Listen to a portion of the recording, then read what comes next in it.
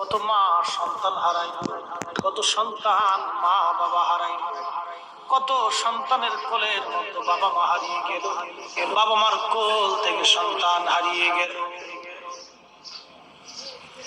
এই কবর কত ভয়াবহ হবে তার একটা বাস্তব চিত্র আমি আপনাদের সামনে শোনাই।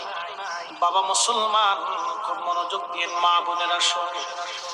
ওই পদ্মা নদীর মধ্যে লঞ্চ ডুবে গেল, কয়েকশো মানুষ পানির মধ্যে ভেসে গেল। পদ্মা নদীর পানিগুলি বড় ঘোলা হয় এবং বর্ষাকালে খুব ঘন হয়। লঞ্চটা যখন ডুবে চলে গেল, কত মানুষ মারা গেল, কিছু মানুষ সাঁতরিয়ে উপরে আসছে। সাংবাদিক একজন মধ্য বয়স্ক 40 বছর এক লোককে জিজ্ঞেস করলো, আমার বয়সী হবে। লোকটা একবার হুশ আসে আর একবার বেহুশ হয়ে যায়, আর শুধু হুশ আসার পরে চিৎকার মেরে কেঁদে বলে, আহা, আমি জীবনের সব হারাইছি, আমার কিছুই নাই, আমি একা হয়ে গেছি, আমার কিছুই নাই, আমি সব হারিয়েছি, আমার কেউ নাই। সাংবাদিক জিজ্ঞেস করলো, ভাই কে কে মারা গেছে, বলবেন কি?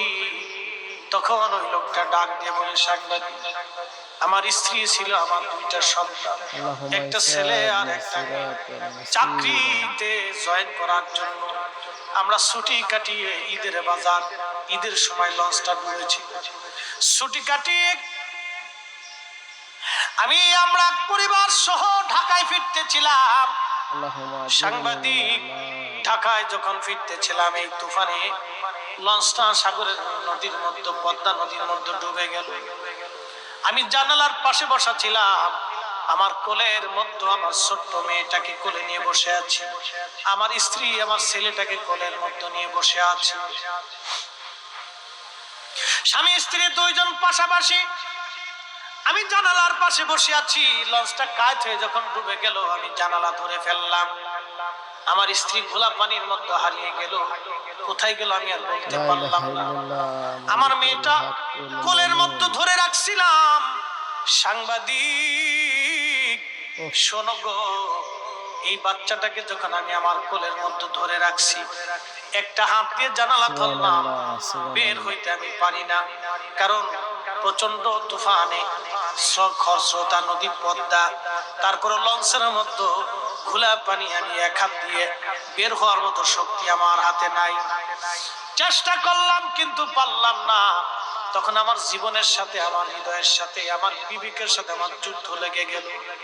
আমি চিন্তা করলাম, আমি যদি এখন ছেলেটাকে মেয়েটাকে ছেড়ে দেই তাহলে আমি বেঁচে যাব, আর মেয়েটাকে যদি বুকের মধ্যে জড়িয়ে ধরে রাখি, আমিও মারা যাব, মেয়েটাও মারা যাবে।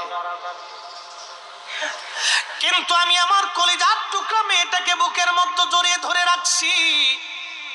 সাংবাদিক, আমি ওই নিজের বিবেকের সঙ্গে লড়াই করতে লাগলাম।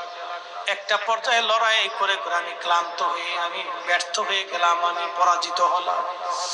সাংবাদিক, আমি আমার মেয়েটাকে, ছোট্ট কলিজার টুকরা সন্তানটাকে পদ্মা নদীর মধ্যে, লঞ্চের মধ্যে ছেড়ে দিল।